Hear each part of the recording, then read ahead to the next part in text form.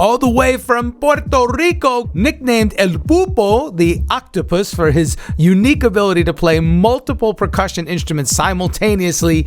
Richie Gajate-Garcia has traveled the world as a drummer and percussionist, recording and playing for artists like Phil Collins, Sting, Celia Cruz, Diana Ross, Hiroshima, Patti LaBelle, Brooks and Dunn, Luis Miguel, John Denver, and Art Garfunkel, just to name a few. You've heard his playing on soundtracks like The Italian Job, Maid in Manhattan. Richie is the percussionist of choice for Disney, playing on films such as Tarzan, The Emperor's New Groove, Brother Bear, and Robots.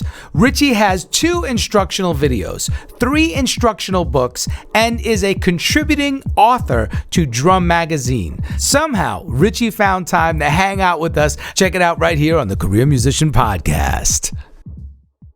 Richie Gajate El Pulpo, welcome to the Career Musician Podcast, my friend. Thank you.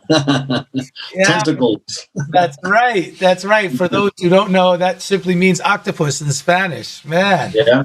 And okay, let's just start right there. How did you get that nickname? Well, it just started years ago when I was playing like with Frankie Valli. Disco was really big, and they wanted me to play a cowbell and to play tambourine and play congas and play all of it at the same time. And I'm thinking like, man, how am I going to do all of this stuff? So then I don't know, I designed the Gajate bracket that you play cowbell with your foot.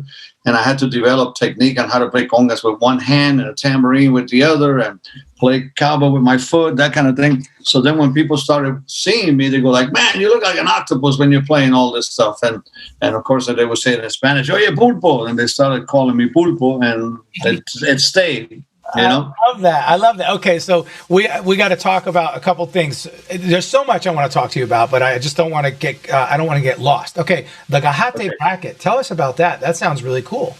Okay, well, the Gajate bracket was like I mentioned, I was playing with Frankie Valli at the time, and disco was really big. The Donna Summer stuff and all that. That era. And they had a lot of, like going cowbell kind of thing, you know what I mean, in the song, and, that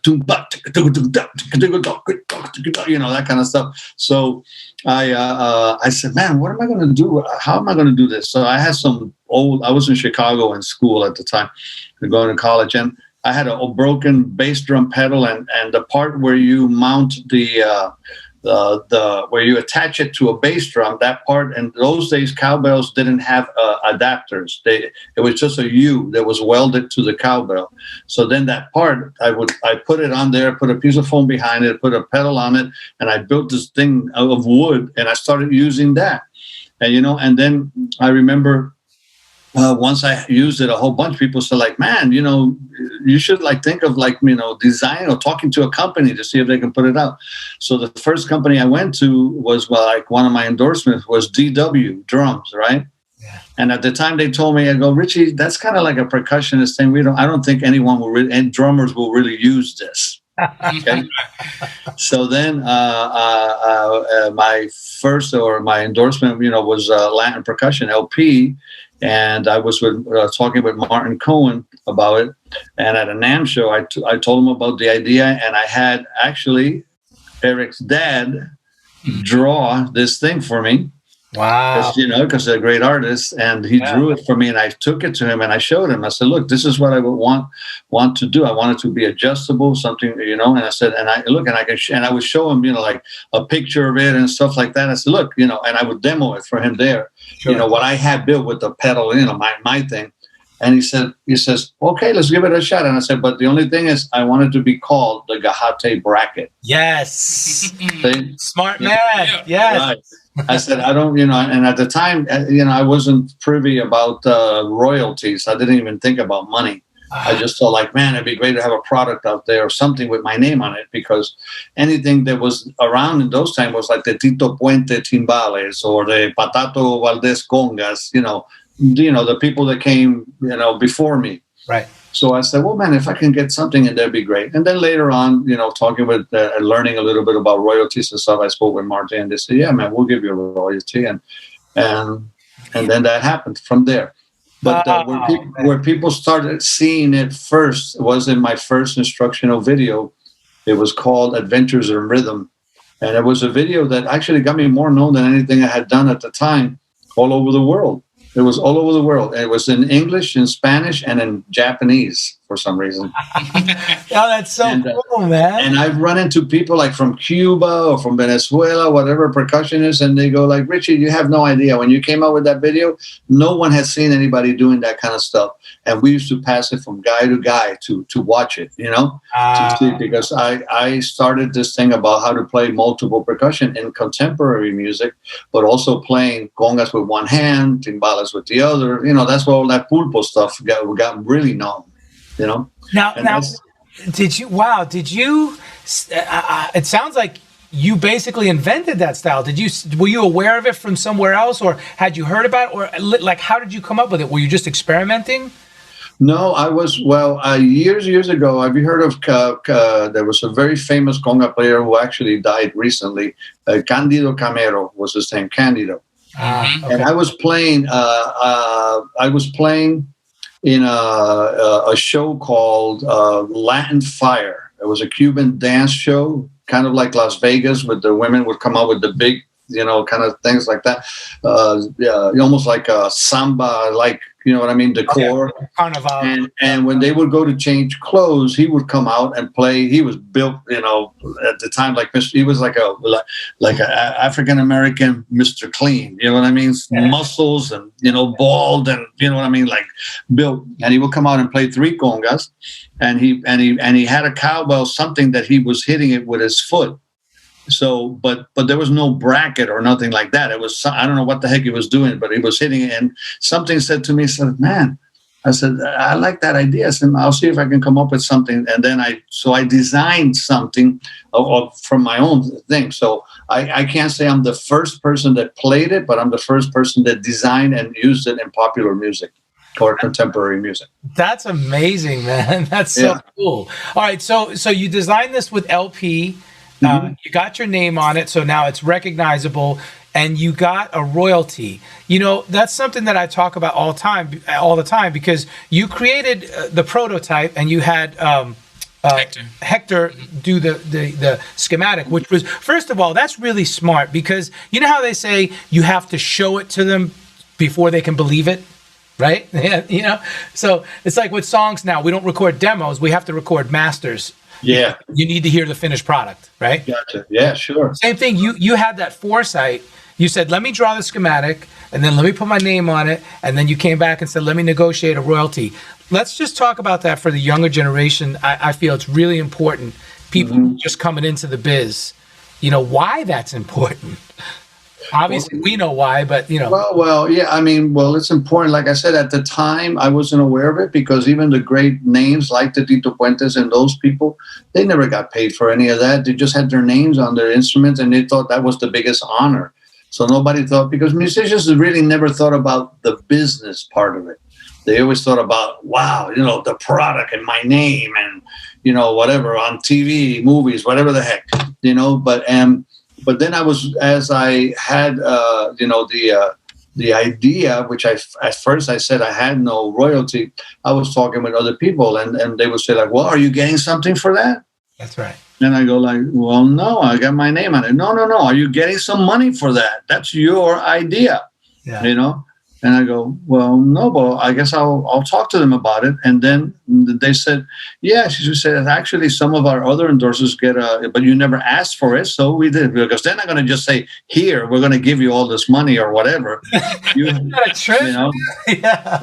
won't volunteer. But now, now it's pretty much anybody that does anything, the first thing they want to know is, what am I going to make, And then when I wrote 3 books, then to me, it's like, well, what's the deal on the books? And they said, well, this is it. You get a percentage of this, you get a percentage of that, blah, blah, blah, sales, et cetera, et cetera. So the thing that I say to the younger generation is that anything that you come up with, that you need to secure your financial aspect of it, That's right. When you think about, have you ever saw the Ray Charles movie? He was one of the first artists that demanded that he own his music and that he would get his money from it. That's right. Because in those days, the how do you call it, the record companies would just pay the artists, and they kept everything else, and they owned everything, you know. That's So, great. Yeah. but that's because they've always been very smart, shrewd businessmen that have, you know what I mean? They don't know how to play a note, but they know how to make money. That's right. And you know, and unfortunately, some artists have been ripped off and all that kind of stuff. But that's just life, and it happens, you know. And that's the premise of the career musician. That's why I asked, because we want to teach people that this is a business, and you have to think like a business person. Yeah, you have to. And if you're not good at it, then you get somebody to help you along with it. You know, get a manager, get a this, get a that, or get somebody that you trust, or you get an accountant, or sometimes I'm not good about saying certain things that I would want to say because I feel it might create a bad vibe. So then I put somebody to be the bad guy, shall we say? That's right. That's right. Brilliant. Have representation. Right. He said, well, he wants this and this and that. Richie, I go talk to him. Talk to him. And that way you can show up and just be Mr. Nice Guy. That's it. Yeah. And then I'm like, hey, what's going on? I'm the happy-go-lucky there. That's right. And that's how business people do it anyway. Right. You don't sit there when you worked for, Celia Cruz or Phil Collins or Sting. You didn't negotiate with them. You talked to their management, Yeah, exactly. Exactly. I didn't sit with Phil Collins. I sat with his manager, exactly. Accountant or whatever, Yeah. So absolutely. So that's the thing. And the other thing that I say also to people that are, they're thinking about the business part is like you want to consult with other people that have been in that situation so that you can see how they handled it, Yes. Because sometimes some people go, no, I want this and this and that. And, and you go like, well, that's not realistic what you're asking for. So, sometimes you have to compromise or give a little more than what you really want in order to get it out there. And then maybe on the next product, you can say, well, look, I went along with this. Now I want this, Right. Sometimes it's a game in some ways. You know what I mean? Yeah, like absolutely. So, Man. So now, fortunately, besides the Gajate bracket, I have my conga line, which I also get royalties on. I got my books, which I get royalties on. I have my sticks that I get little royalties on. Nothing is big enough for me. I mean, I'm not going to buy a house with it, but I, it brings a little bit of, shall we say, Christmas money. Oh yeah, that mailbox money is a beautiful thing, man. Yeah, when like films. Yeah, the last thing I did was Coco, and everybody that's played on any kind of film every year they get what they call it the film market secondary fund. Yeah, exactly. Secondary market fund. Yeah, right. I love that one. Yes, I know that. Yeah. Yeah. So I know guys that make a tremendous amount of money that's played on 1,000 films or something. Right. Oh yeah. Yeah. Did you work with Jermaine Franco, my dear friend? Yes, I sure did. Yeah. We were that day. We were only doing percussion and guitars, and it was Alex Acuna, Walter Rodriguez, Aaron Serfati, myself. I can't remember a couple. Brian Kilgore, a couple of other guys, and we laid all that percussion stuff in that film. That's awesome. And it ended up being a very big film for Disney. Yes, absolutely. How lucky! It's a great film. It was very well done, huh? How lucky for Disney. Yeah, to have all you guys talent. There. Right, exactly. Wow, what an honor for Disney. I like that. I like a good perspective on that. I like that. That's a good perspective. Yeah. Freddy Ramos on guitar, Ramon Estañaro on guitar. I mean, like all the cats, and it was really, really, really a great experience, especially to go, the film was very touching. So, absolutely. But anyway, so those are all things that, that especially now that I'm older, that films that I've done in the past, especially now, as we all know, the music is basically dead because of COVID. Those little checks coming in whenever they come in is a blessing. They help. Yeah. It's so funny because the reason why I asked the connection, I love connecting the dots. I've worked with John Powell, the film composer, and Jermaine Franco used to be his, I know. I played with John Powell too. I played on, what was, yeah. I'm trying, which film was it? I played on Mr. and Mrs. Smith, Happy Feet 1 and 2. Mr. and Mrs. Smith. I played on Mr. and Mrs. Smith too. Yeah. There you go. We played on the same film. We didn't even know it. Yeah, I know. I played on a couple of his. I can't even remember the names of them. Now it's been a while since I did that. Right. But it was with Jermaine was the one that I guess made it happen. That's right. So That's right. yeah. Well, and I always tell again the people, the generations coming up who might not be aware of why joining the union is a good thing is because of these the funds, the film market fund, the sound. You get it goes towards your pension and stuff, like that. It's not just getting the royalty or the residual, it's your pension, like. Right. I'm at pension age, my friend. Yeah, that's right. It's so funny because we never think we're going to get there, but we all get there. Oh, yes. Every morning when I wake up, it reminds me that I'm up there. You sound like a Weedle getting up. Yeah, exactly. I actually, I bought myself my Christmas gift to me was an inversion chair or table. Yes, those are awesome. Bro. I get up because then I hang upside down for a minute and I feel like, hey, I'm back. So I like it. Hey, so I didn't mean to skip over this. I wanted to talk about your heritage, where you're from, and Eric. Obviously, Eric G here, Eric Garcia, and yourself and your family. You guys have a long history. But he was telling me that you're from New York. So. Well, yeah, and I'm Gajate-Garcia. So whenever I work with Eric. I say he's my nephew. I love it. It makes it easier because people say like, "Is that your son? Is that your?" I go, "No, it's my nephew," and I just leave it at that. Well, because you and Hector are like brothers anyway. So. Oh yeah, for sure. So to start, I was born in New York City. Okay. At Queens General Hospital. I was first raised by my grandparents, and what's really ironic is that I was raised on a street which was East 110th Street between 3rd and Lexington and Manhattan. And my influence in playing timbales was Tito Puente. And the name of that street today is Tito Puente Way. Wow. Isn't that crazy? Oh, wow. And Tito Puente was a dear friend of my father's, my stepfather, who's Garcia, in Puerto Rico. Because at 7, my mom at the time was divorced. She was divorced at a very early age for me. Sure. So she became at the time what they call a stewardess, not a flight attendant. Right. They were called stewardess. Yeah. And so she flew like for TWA, Trans-Caribbean Airways, Eastern, which were the airlines of that time. Those, yeah. And then she went to Puerto Rico and started working for a local airline called Caribair. And she met my stepfather there. Anyway, she remarried, and then she had me sent from New York to Puerto Rico. So I was raised in Puerto Rico with my stepfather, Garcia, and my mom, at around 7, 8 years old, something like that, 7, 8 years old. So the thing that I'll never forget, and this is, I think, what tied my relationship to my stepfather, was that the first thing he said to me was, "Hey, do you like music?" And I go, yeah. My uncles and myself, they were into the doo-wop days, in New York City. They used to sing and all of that.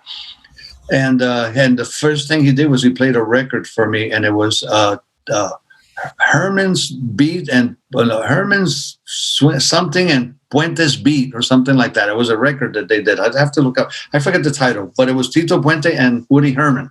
They did a record together.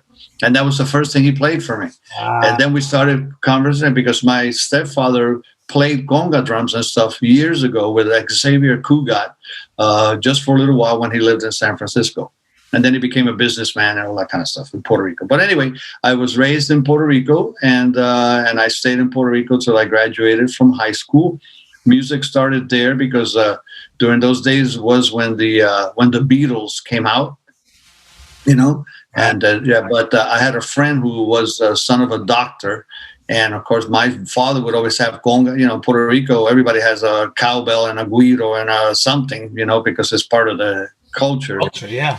But not a regular drum set, And the father of a friend of mine who was a doctor got him a drum set because he was, he was real into it. I'll never forget this. I went to his house. And he said, "Richie, look at my drums, whatever." And he said, "You want to play?" I said, "Well, I'll check it out." I sat down, and the first song that he put for me to play was "Sherry Baby." And who was my first artist that I worked for? Frankie Valli. Wow. It was incredible. You know what the second song was that he put for me? Stop, Diana Ross. Stop in the name of love, right? The Supremes. Yeah. I worked with Diana Ross for about 13 years. It's unbelievable. You know, so that's how things happen. How many years did you work with Diana Ross? Did you say? About almost 13 years in and out. Yeah. Wow, that's awesome. Yeah. You know, when I wasn't with her, then I'd be working with somebody else. But I mean, essentially in and out. Then my son, Roland, who Eric knows also very well, also played with her. And, you know, and he's doing great right now, too. But anyway, so those kind of things. But Puerto Rico is where I got it. And since I got more into the Latin stuff because those were the instruments that I had. Yeah. You know, so I would play with my friends' bands, but I would be the conga player or the tambourine player or whatever I had at the time. And that's how my music part started. But yeah, that's basically my shall we say, my upbringing. I was born in New York and raised in Puerto Rico. But it's really important that you started with hand percussion because so many people take that for granted. And there's definitely an art to that and playing it well, you know? Oh, yeah. Well, and then if you're in an island such as Puerto Rico, Cuba, whatever, any of the Caribbean, you know, or Latin America, those instruments are very, very traditional, just like guitars would be in Spain. Right. You know what I mean? You know, you see almost anybody can play a guitar, so to speak, in Spain and that kind of thing, and flamenco and all of that kind of stuff. And in the Caribbean, you know, the conga drums and timbales and bongos and cowbells and all that kind of stuff has always been a very big part of the culture of the people, you know? Absolutely. So, man, my father's from Cuba, and unfortunately, he just passed this year. But sorry. Oh, thank you. But yeah, I mean, that it's in the blood. Once it's in the blood, it's there. You know, that's it. Yeah, it's in the blood, and you know, and the beautiful thing was I always told any of my students that were non-Latin, shall we say, I would say, man, if you learn Latin music, or at least understand how it works, and with club and all that stuff, you can pretty much play any other style of music. Very because of the syncopation aspect of the music. You know, I mean. It's just like when it's like sometimes a student, I would have a bass player and they didn't understand that the lines are upbeats. They go, ding, ding, 1, 2, 3, 4. No. It's one, you know, and all this stuff. And it fits with the club and all this stuff. And it was like, wow, God, that's so hard. I go, no, just listen, just, you know.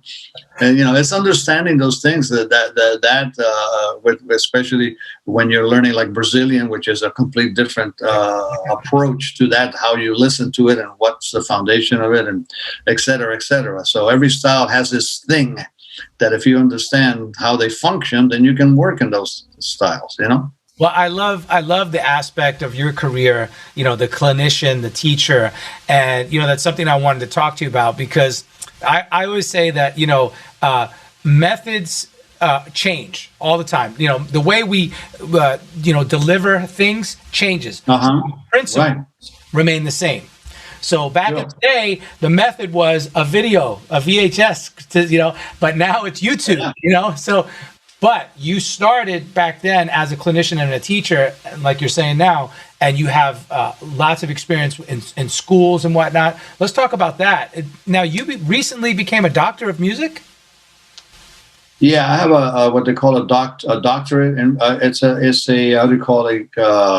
Honorary doctor in fine arts, as they call it, from Lincoln College, Illinois. Thank you. Sorry. And you know, I was very thrilled about that because I went to school. When I left Puerto Rico to go to college, I didn't come to study music. I came to study business administration. And the reason why I went directly from Puerto Rico, which was beautiful by the beach, palm trees weather, to 20 below zero in Springfield, Illinois. The reason why was that at my age in those days, it was obligatory to go to the armed forces. You know, I mean, it was by lottery, and my birthday came up in the lottery system, and I was supposed to go to Vietnam.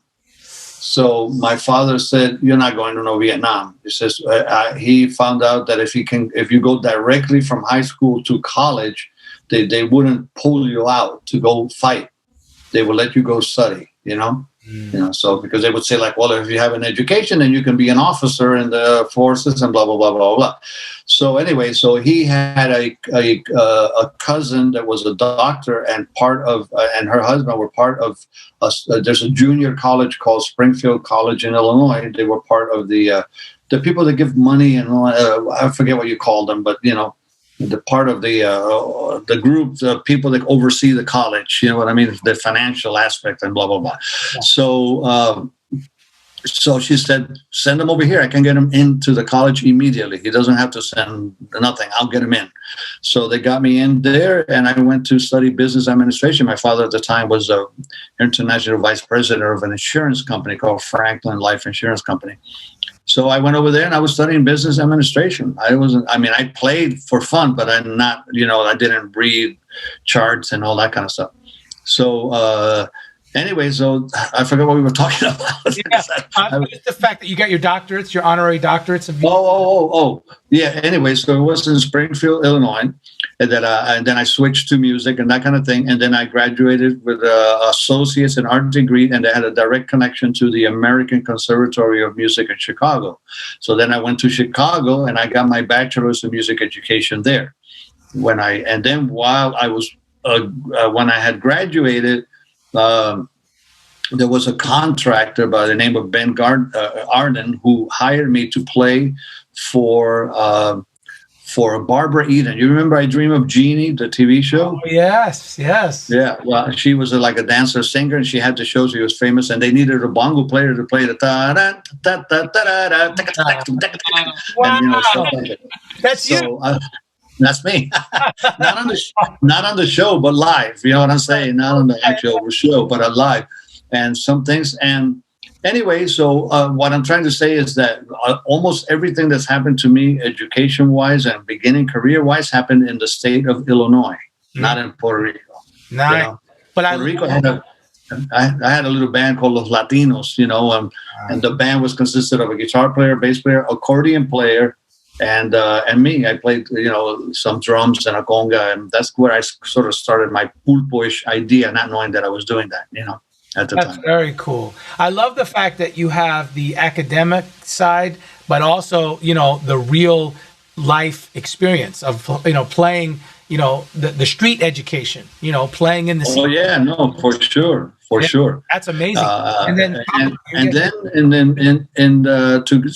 Then, of course, some years later, a dear friend of mine who's like my brother, Hal Smith from Springfield, Illinois, who I lived with his mom and dad. I lived with him. We were roommates and at his mom and dad's apartment, because at the time when I told my father I wasn't going to do any more business administration and all this stuff, and I said I wanted to do music, he says, "Well, I'll help you find a place to live, but you have to put yourself through school if that's what you're really going to do."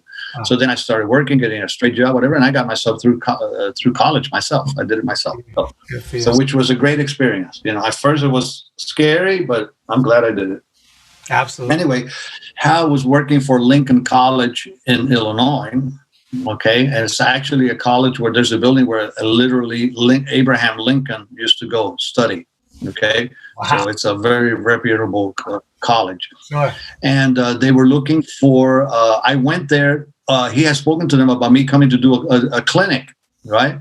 When I was doing clinics and stuff. So I went to the college, I did a clinic, and the students were all inspired and of this, and they wanted me back, and they had, I did all kinds of talking and blah, blah, blah. And then it came up for their doctorate program, and they wanted to have somebody in the arts, somebody in the, who had gone to the college that was very successful in business, and somebody else, whatever. So the president of the university or the college was so impressed with what I did that he and Hal put my name forward as to be considered, and they wanted to see what I'd done, and so they saw that I worked with all of the artists, that I had 4 books, that I had instruments with my name, that I did hundreds of clinics, blah blah blah, and they chose me, and I got an honorary doctorate degree. That's beautiful. Yeah. Hey, all that stuff you just started listing. I mean, I love your resume of artists, like you said, you played with. Of course, your filmography, your discography are just ridiculous. But I like how you just notated all that. Let's talk about how you put that on paper for a presentation as such. Like you said, you have to present that to people to be considered. It's something that a lot of musicians overlook sometimes, is collecting all that data and putting it down in a nice resume and a nice bio, and even having it professionally written sometimes, Well, no, for sure. I had somebody help me put it together, but, right. And my wife, would help me at that time. And she we first of all of my education stuff were the videos that I did. I had 3 videos, I guess, or 4. I had, 4 books that I've written, the instruments that carried my name, all of that stuff was lined up as to things that I did, that I wrote or that I created, all of that kind of stuff. Then I had how my clinic started and who was responsible for getting me going there, and how many countries did I, how many clinics did I do, which was about 600-700 clinics, Wow. all over the world. That's impressive, bro. Yeah, all over the place. I was at the time when I did clinics, the guys that Latin percussion had were such as Tito Puente, Patato Valdez. All these guys are amazing players, but most of them did not know how to talk to an audience. Right. They would just, come up and go, well, this is how you do it. Yeah, but how do you do that? Yeah, like this. They go, no. What do you do to do that? You got to break it down. Like this. You know what I mean? So I was teaching at the time at Musicians Institute, and Martin Cohen found out that I was teaching, and he came and sat in my class, and I was doing a percussion class. After that, when I went to my house, I get a call from him, and he said, "Hey, Richie," he says, "we'd like to have you do a few clinics, but the way you did it in that classroom, can you present it that way?" I go, "Yeah, that's the way I would do. I teach people how to do it." So when I did it, it was the first tours. It was so well accepted that all kinds of stores I did in 1 year. I did 50 or 60 clinics or more. Wow! They had me going from store to store, all over the place. Then after that, it went so well that Martin said, "Hey, we need to do a video about this." So then that video, Adventures in Rhythm, came out, and then like that. So that's how I ended up doing all these clinics, and people wanted to see playing congas with one hand and a shaker with the other and stuff like that, Right. Because nobody was doing that. A conga player played congas. He may know how to play bongos or whatever, but he just played congas in the band. You didn't play congas and then grab a tambourine and then play a cowbell with your foot, and you know what I mean? All that kind of stuff. If you wouldn't mind giving us a little insight, for instance, I love how you said a shaker and a conga. How do you develop that skill? So do you work on getting the shaker arm totally independent and going, and then bring the conga in? How do you do that? Well, you have to know how each instrument individually work. Okay. So I teach, for example, and in fact, I just finished doing a class for Musicians Institute, but I'm doing one now for LA College of Music starting in January. Right. And I wrote a book called Play Cajon Now, the Basics and Beyond. And it's precisely playing cajon first with 2 hands, then playing it with 1 hand, and then adding a shaker, and then adding a tambourine. And all of those are different motions, okay? So when you're playing a cajon, you're playing you're sitting on it, you're playing like this, right? Because you're sitting and so playing this way. But so the tricky thing, I would say to the guy, they go, shaker, oh yeah, cool. Whatever. And then I said, well, no, but you got to get the motions to get the time and, that kind of stuff. And I show him that. I said, okay, so now play this rhythm. And they're like, oh, shoot, how do you, it becomes like this thing about, remember that thing people do? And it gets crazy, and it makes me laugh because they go oh, yeah, I can do that. And they're it's crazy. So, Love that. So true. So the thing is that I tell them, look, you need to learn how to play enough of the instrument by itself. Yeah. And then you take the elements of that particular instrument and you use what's the most essential part of it to make it happen. By that I mean on a conga, for example, the tumbao is but what is it that everybody hears in a recording? They don't hear the,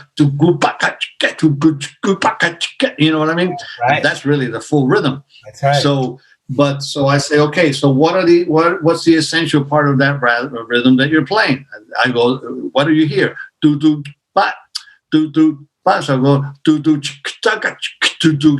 When you add the, it kind of covers the. You see what I mean? That's beautiful. So that thing, and then I go, okay, so then now you have feet, right? Well, let's use your feet. Right. So let's play a cowboy just playing quarter note. You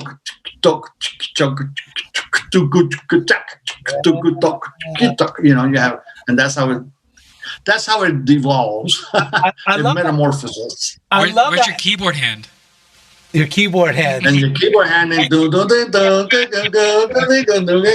why I hired you, bro. That's him. But you also forgot your mouth trombone.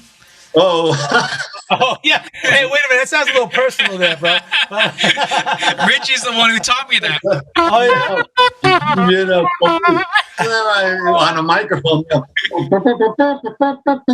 On the microphone, it would sound like it, you know? Yeah. And we did a gig, just he and I. And we sound like 8 people, just he and I. And he's playing bass line, singing. And then I'm like, and he's doing another line over there. We're like, and the people, man, you guys, you know, and I'm playing conga with one hand, cowboy with the other. I'm playing that, you know. I have a little bit. Well, did I send you that little video of it? I don't remember if I did, but I have it. I don't know. Yeah, but we were definitely like one of those toys that you turn on and everything's moving. Like, yeah. We were doing everything, you know, but. You know, we just went and we winged it, man. We hadn't played in so long. I mean, it just felt good to just play whatever came out. When it comes back, you guys need to market that the Latin duo that can sound like an 8-piece band. You know. Well, I tell you, I tried to do, you know, except because of all these lockdowns and all this stuff, but. The next time I know I can get us again at that little wine bar to come and play because she loved it, you know. Nice. And it was funny. We made more money on tips than when they paid us. Yeah. I'll come and sit in and play some tres, you know. Yeah, there you go. Please do. You know, we could do that. You know, so and and I normally am not a singer, but I can do a little harmony with Eric. So we would, it sounded good for what we did. It was great. You know. Yeah, it was cool. He's a talented guy over here, Eric G. He's him. You're kidding. Him, his whole, his father, stuff like that. So we go way back. I know since he was a little kid, I know he and my sons, him, Eric, I know, since they were kids, his sisters, they were little, with my sons, with Roland and with Tristan, these are buddies. They played in bands together before we actually played together, That's awesome. Hi, this is Richie Gajate-Garcia, El Pulpo, and I am a career musician. Subscribe to The Career Musician on Apple Podcasts. Want to learn more about a particular topic? Tag @TheCareerMusician and use #CareerMusician to let us know what you'd like to hear. And speaking of your children, Roland, like you said, has a fantastic career as a percussionist, following in your footsteps. Yeah, and he just finished. So you think you can? So you think you can dance, right? Oh no, Dancing with the Stars. Dancing with the Stars. Yeah, he just finished that whole thing. Every time before you would see him on camera, but not now because of this COVID thing. They just go and record, and then the dancers do their thing, and that's it.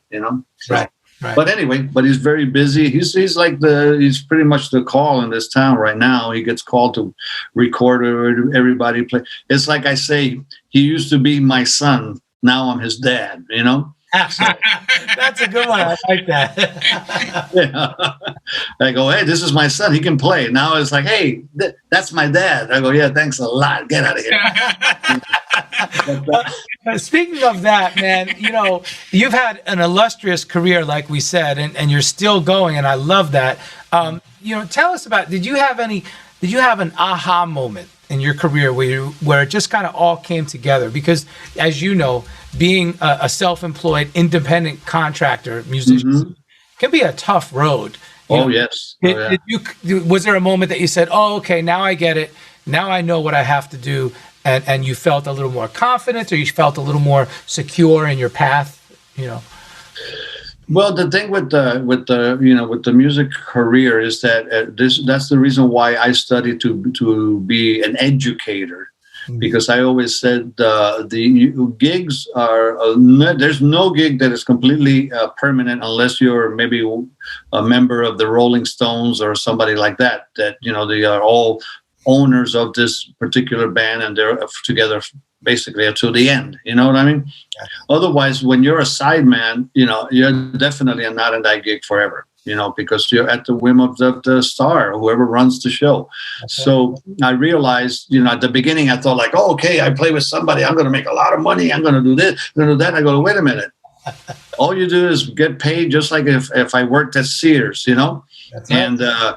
And that's it. Just come and play, do your job, and you're not the star, And I learned that real quick in the early days. And I said, just come in, do your job, be paid. If you can negotiate a better pay for yourself, hallelujah. If you can't, then you take what they give you or go home. Or pass. That's right. Yeah. Or pass. That's it. And every artist doesn't pay the same, and every artist doesn't treat their musicians the same. That's right. And some artists are there's a very big difference between artists or stars that are singers and stars that are singers musicians. Okay, because for example, the first time when I first came to work with Diana Ross, they told me, don't come up and try to be her, talk to her and knock on her door and all this kind of stuff. If she talks to you, you respond, and whatever, but don't you think that you're going to come and hang out with her, because it doesn't happen that way. Right? But then when I played like Frankie Valli, even though he was a singer, he was pretty much hung out with the band. So then he was more of a, like, I could call Frankie right now. You know what I mean? Because he's a different kind of star. Or when I played with Phil Collins, he's a drummer. You could talk drum shop stuff with him all the time, like that. It's just different, the approach and the way he supports everybody in the band. Probably one of the best gigs I've ever done because of the complete thing, pay wise, working condition, the way you're treated is almost like him. I'm so glad you brought that up, because I wanted to ask you about your time with Phil Collins. And by the way, did you work with Chester Thompson on drums? Yes, I did, because when Phil did the music for Tarzan, yes, the film, and also for Brother Bear, at the time Luis Conte has been his main percussionist, but there was so much percussion on the Tarzan thing that Phil asked Luis to find a second percussionist, and he recommended me. So then that's how I sort of came into the picture. And then later, Luis had to leave to do something else, and the film Brother Bear came up, which is another animated film. So then it was just me and Chester playing, and I'm actually in a video in the film. When you're in the VHS where they say a special feature or something like that, extra feature or something. I'm in there, playing with Chester and Phil Collins. That's so awesome. That's so awesome. So, and Phil is to name one, but Sting, and like you said, Diana Ross, and Amy Grant. So Art Garfunkel, and some mega stars. Just incredible. Like you said, talk about your experience with in those kind of camps. Well, for example, like when I played with Sting, another one who's a musician, and I got to play with Vinny Cayuta on drums and Nathan East, and the band was like ridiculous, and it was because I played on the music of The Emperor's New Groove. Yes. And actually the lead song I'm playing in that with Alex Acuna and Paulinho da Costa. We did the percussion, and Tom Jones sings the song. Right. But there was a few other songs, and then Sting had written the songs. So then I got to perform them with him. I didn't tour with him, but we did, a couple of weeks of a couple of weeks. Hey, I played with Sting. He was right there. I got a picture to prove it. That's so funny. I did one session with Sting, and he's on my resume. It was a session. He was there. I was there. I was there. I say I got a video to prove it. So that kind of a thing. And but everyone is, like I said, very different. One of the guys that I guess may have not become a international megastar, but Tony Orlando and Dunn. Tony, I learned more about show business from that man than just about anybody, because on a stage, about entertainment, you know what I mean? Not the singing part, about how to entertain and talk in an audience and get them involved. We would do every single night. I worked with him for 8 years doing Reno, Vegas, Tahoe, Atlantic City, Reno, Vegas, Tahoe, all gambling towns. Wow. And 2 shows a night, every night, except, every 6 nights a week. Wow.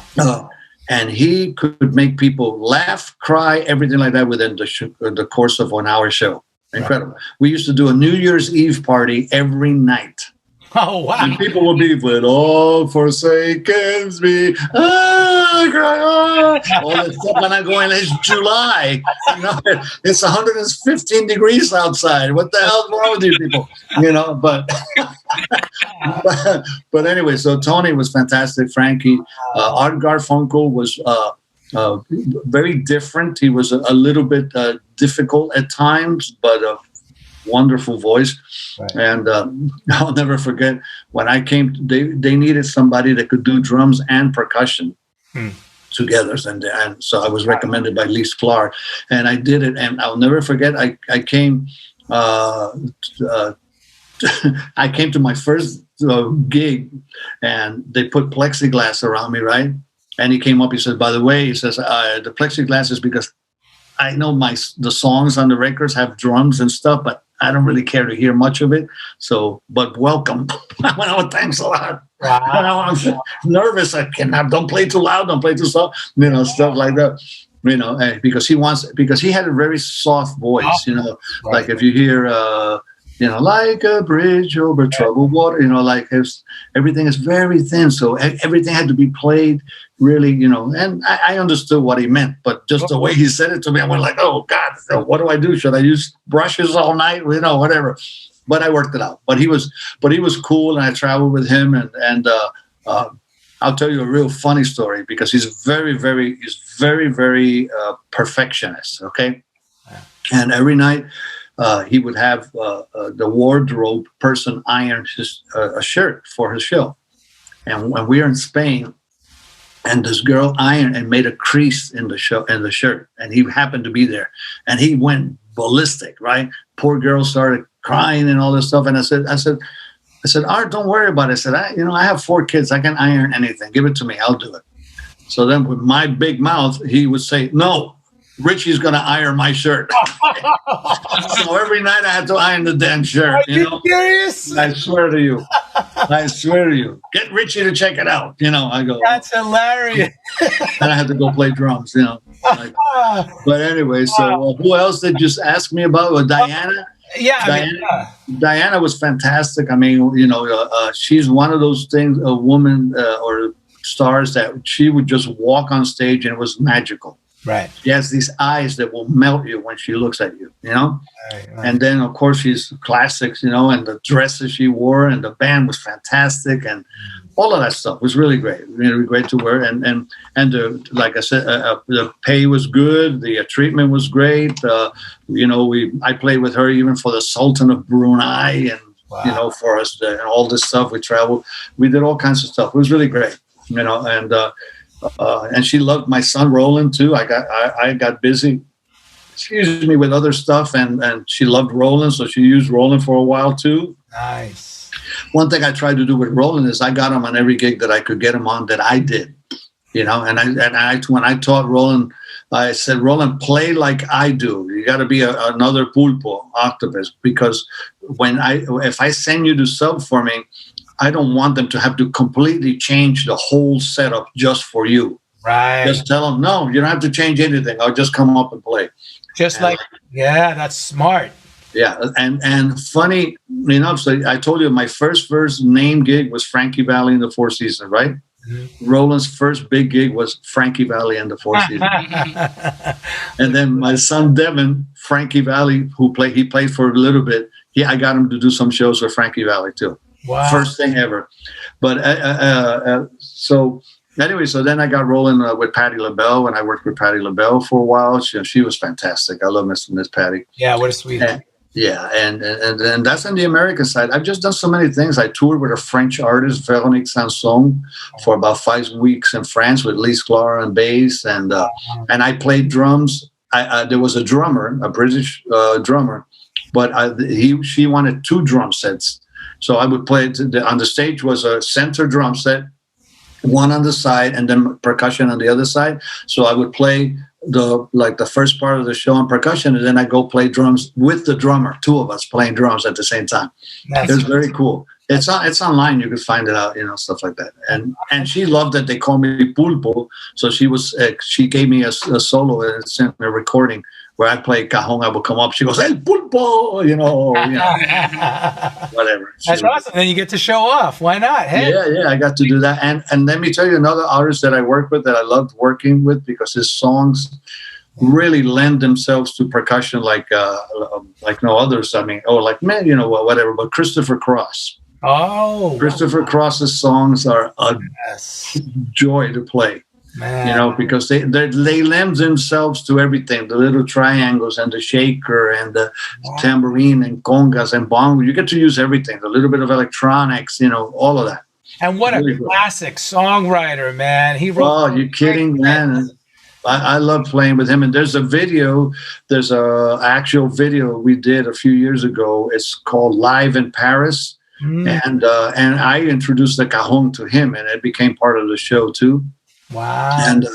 And then I'll never forget, he had a song that he had recorded in Spanish in Mexico, and we were in Spain. He said, "Richie, I want to do the song." I said, "But would you do me a favor? Would you introduce it in Spanish on stage?" And since I was in Spain, so I went up and I introduced the whole song in Spanish, blah, blah, blah. And please welcome Christopher Cross, por favor, whatever. Aquí, con ustedes esta noche, Christopher Cross. And la gente, wow. That's awesome, man. Incredible. Cool. Now, also Luis Miguel. I mean, come on, what a legend. Luis Miguel, I didn't play live with him. It was a recording. But I played yeah. Oh yeah, I was with him right there, and the record that I played on won a Grammy because I have I have the thing over there, not the Grammy, but the plaque. Yeah. And also I have a plaque from Hiroshima, who I played with also. Nice. So we it was a nominated record and stuff like that. So. And what capacity did you work with Celia Cruz, another Latin legend? Celia Cruz, those were TV shows that I did. It was a show. I did the Latin Grammys. I did a show called Viva, the Viva Awards. Nice. Like that. And here was my dear friend and great percussionist Kevin Ricard. Oh, yeah. They called him and they said, "Richie, we need another guy, somebody to play timbales." He said, "Hey, Richie, come play with me." So then we did. It was actually Celia Cruz's last performance when she sang "La Negra Tiene Tumbao." Wow, we were just talking about that song. Yeah, wow. Right. So, and I played, and if you go on the video, you see me in the back playing, timbales. And the thing is, we get to rehearse. We get to know them a bit because we get to play and rehearse with them and all that kind of stuff, So sure, absolutely. Yeah, so really great. So like we were saying, a beautiful career, still going.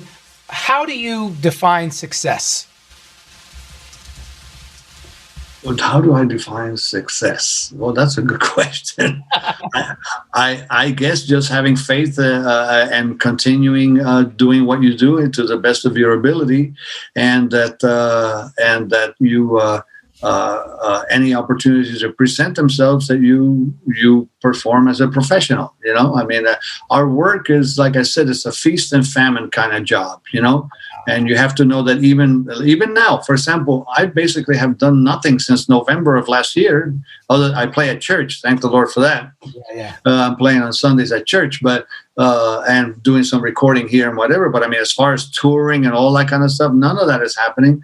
But I don't think of myself as like, oh man, I'm a loser. I'm not this and that. I'm going like, wait a minute, the whole world is going through this, Not me, not, all musicians are struggling with this part because we don't get to do, we were talking earlier about making royalties and that kind of stuff, but I can bet you, and with you saying, guys, you didn't get into music first because I'm going to make a ton of money. You got into it because you love to do what you do. That's right. Yeah. You feel, I mean, you can sit alone with your guitar all night and just sit there, and the whole world can come to an end, and you're over there. You know what I mean? Right? That's true, man. That's why because some people have asked me, why would you say you love music so much? I said, because you could have all of the problems in the world, and when you play, it's like you leave, like you go to another planet somewhere. You're just involved in what you're doing. You may have difficult periods through the music, but I mean, as far as the pleasure that you get is something that is indescribable, because it's just, only someone that does that knows what you feel, So to me, the success is to, for example, I mean, I'm 70 years old now, and yet I can still go play with anybody. Yeah, and man, you look fantastic. Well, thank you. Birthday, bro. Come on. What do you think? I got that inversion chair. I got to keep myself going somehow. And I just came from walking 3 miles, So the thing is, you keep, you as far as music, but you also try to keep your personal life together, like be a responsible citizen and pay your bills and. I would tell my students in school to say, like, look, I would grab the phone and I say, like, somebody has to pay for this. Right. So don't ever be embarrassed to go take a job if you have to in order to support your music. I said, it shouldn't be mom and dad that always are paying for your phone. You should pay for it. I said, if you want to do a gig and they're not happening as much, you can still continue to study and do all of that.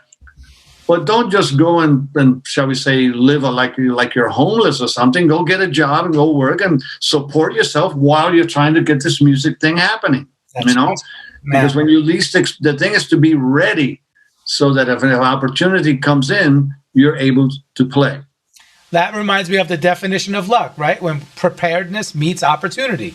Yeah. Exactly. So that's, to me, is the success. The success is not only when you do the gig, but it's also on how you prepare for doing a particular gig or an opportunity that may arise. Because if you go and you do an audition and you made it, then you were successful. That's right. That's right. Man. So beautiful. And it's so funny because I was going to ask you for words of wisdom, and that's perfect. You just nailed it on the head. So, never be ashamed, do what you have to do. Just do what you have to do. I worked, when I was going to college, like I said, I put myself to college. I used to work at Sears, and my first job was doing lingerie. I had to dress the mannequins with lingerie. That explains everything. So I got pretty good at it. No. Hey man, that's good training, right? I said, oh, this is how you do this. No, but then they moved me to the nuts and chews. Right.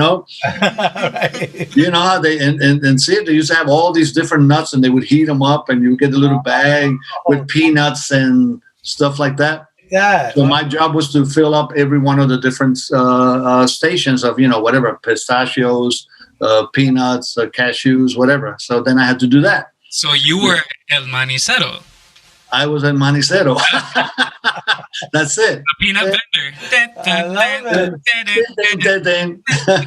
I love it. So look, you're wearing many hats as musicians. That's what we have. Hey, man, I've done all kinds of stuff, man. I've done stuff that sometimes I go like, oh, wow, I did that.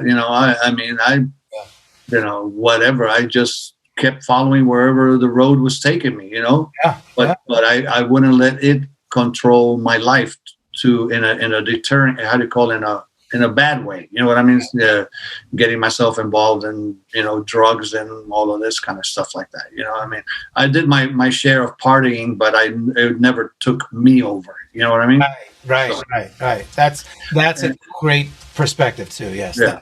Well, and now pot is legal, so a lot of people smoke pot. When the days that I smoked, you had to try to find somebody that sold it and all that. It was like an illegal thing. Right. Now they just say, "I'm going to the thing, pick some, whatever." So it's a different mentality, different kind of thing.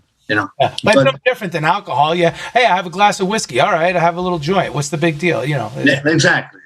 So, and, of course, in all of the different worlds that I played, I encountered different situations, but I always kept myself, and a lot of that was because I had the Lord in my life.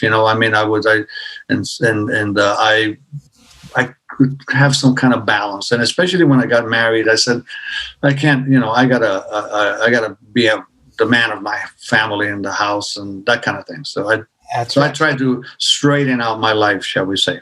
I like to have integrity. Yes. And that's important. In fact, that's a very important word because, one thing is that when you go to work for people, you want them to remember you and want you back, even if you're just subbing on the thing, and that's basically why I've been able to work with so many people, because I've had guys, like Kevin and Luis and Alex Acuna, all these guys, they could send me to play for anybody that they wanted. And they know that I'm not there to come and steal their job. Right. I'm just there to sub. Now, if they don't want the job and they offer me the job, then I take it. That's different. That's a different thing. Wow. I'm so glad you brought that up. That's a great topic to discuss. Yeah. Talk about your protocols for subbing. Well, for subbing is that, if you're going to represent someone, you or sub for somebody, of course you learn the music and you follow their instructions as to how to approach the music that for the artist that you may be working, and if you're there, you're a professional. You show up on time. You do the things that you have to do. But you don't go there and talk to the guy and say like, "Hey, man, I'll do it for less money if you want to have me," kind of stuff. Now you build a reputation that no one will trust you again. Don't undercut your fellow musician. Yes, right. And even if they offer it to you, they say, "Hey, man, we don't like this guy. We really, we'd like for you to do the gig." And I would say like, well, I would love to do it, but I'm not going to do it until he is no longer there. I don't want you to fire him to get me.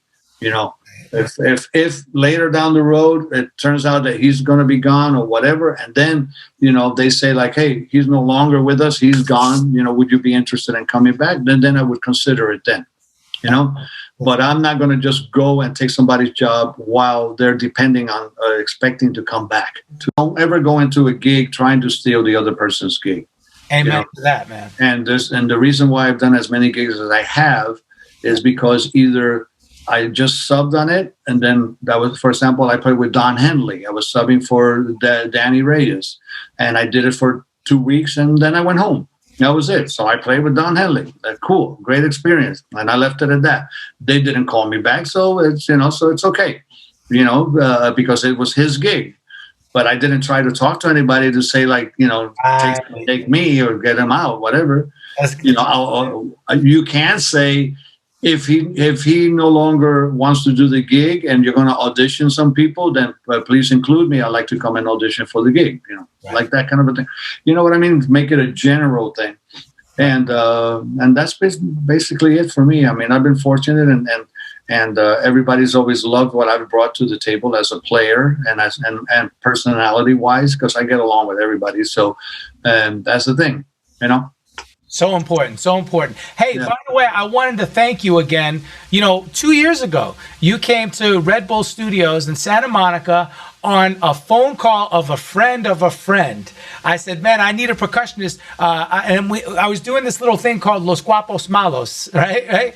And it was all my Latino buddies from Nashville and New York and Florida. I remember. Whatever happened with that stuff? Man, I still have, bro, the records came out beautiful. So I'm going to send you some recordings, but it's not mixed and it's not done yet. I'm trying to figure out how I can either finance it to complete it or just release it as catalog. So I want to talk to you about that. But I want because I remember I played and I suggested some things with the guys, do this, do that. Yeah, you crushed it, bro. So a lot of fun. You're a section leader. Yeah. Well, it's because because I've done so much teaching and stuff, and I've done so many different gigs that I'll hear some things that I'll say like, hey, let's try this, because I know it worked in a different situation, kind of thing like that. So anyway, I want to thank you for having me and stuff. And Eric, thank you for including me. I'm sorry we couldn't do it the last time, but I'm here. We're here whenever you want to be here, man. Yes. Okay. Hey, can we wrap real quick with some quick rapid fire questions just for fun? 1 minute. 1 minute on the timer. You ready? You have to try to answer as many as you can under 1 minute. Okay. So you got to be quick. Quick. Here we Is there a royalty? No. That's a good question. Yeah. Are you ready? All right, here we go. In 3, 2, 1. Do you prefer studio or live? Live. Favorite decade of music? The 80s and 90s. I mean, that era, the Earth, Wind, and Fire eras, all that kind of stuff. A corny band or artist that you love? The artist that I love, believe it or not, John Denver. I loved working with him. I don't think that's corny, so I don't like that question. All right, that was his question. Instrument you wish you played? An instrument you wished you played? Piano. I like it. Song or band that changed your life? Well, Earth, Wind, and Fire was one of them. In the earlier days of Led Zeppelin, Nice. I love that, and the Beatles. Love it. Name 3 tour essentials. I mean, American side. On the Latin side, is a whole different. Absolutely. 3 tour essentials. 3 what? 3 touring essentials. 3, 2. Well, suitcase. That's right. No, I want to hear it.